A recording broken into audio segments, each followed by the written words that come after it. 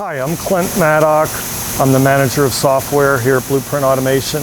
I want to talk to you today about fine-tuning the Spyder 200i. So, you probably heard the phrase garbage in, garbage out. That's a good way to troubleshoot this machine. If you have a bad case load, start from the beginning. So, the first is the bags coming into the bag chute.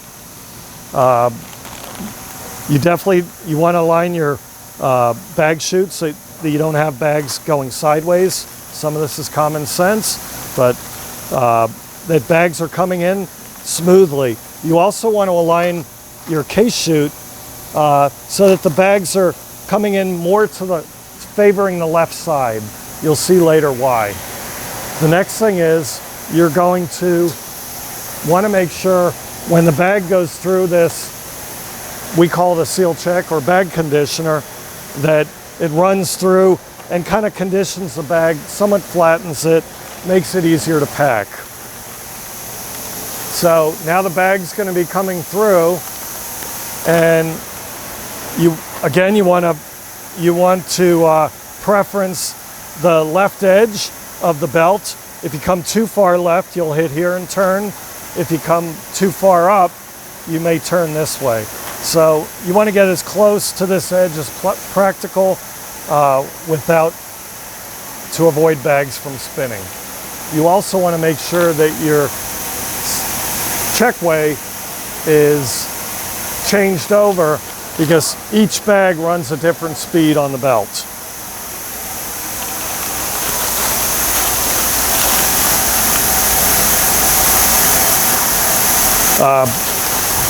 Next thing you want to do is check your bag collation. So when the bag comes in, you want to make sure that it's settling correctly in the pockets, and when the bag comes in, that if it's the case or if the collation belts take off before the bags get a chance to settle, you may have to go to the screen, and there's a bag count delay.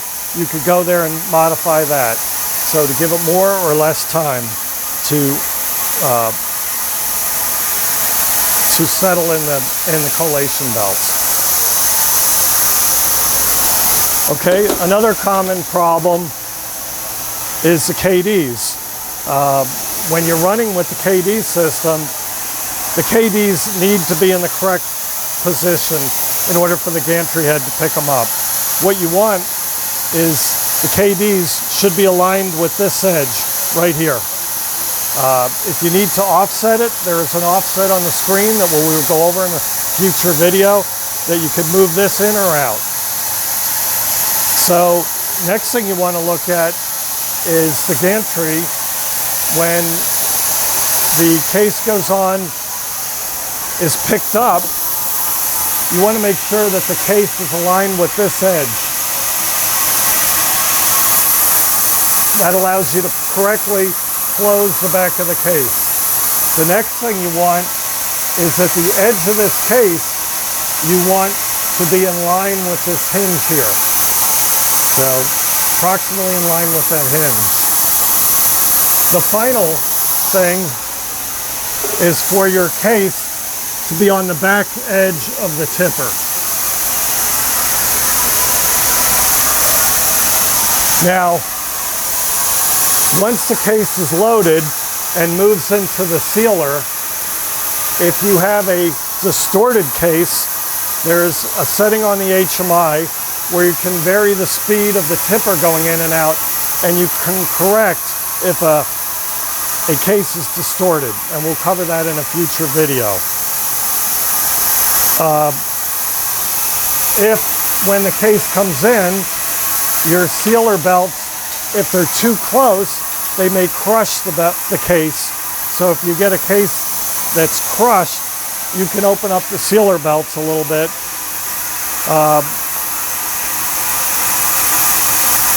If you're having problems with taping, you want to make sure that your taper is on the center tension adjustment. You also want to make sure that when you go through these rollers, that you go in the correct orientation. there is, if you pull this tape head out,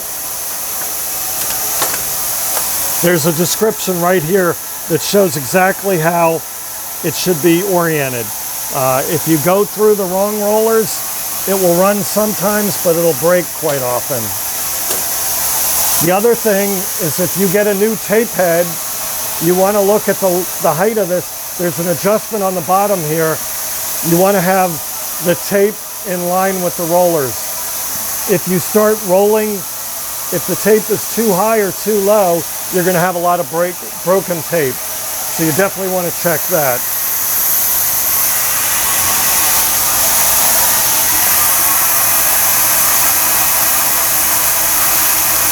There is also an adjustment on the screen.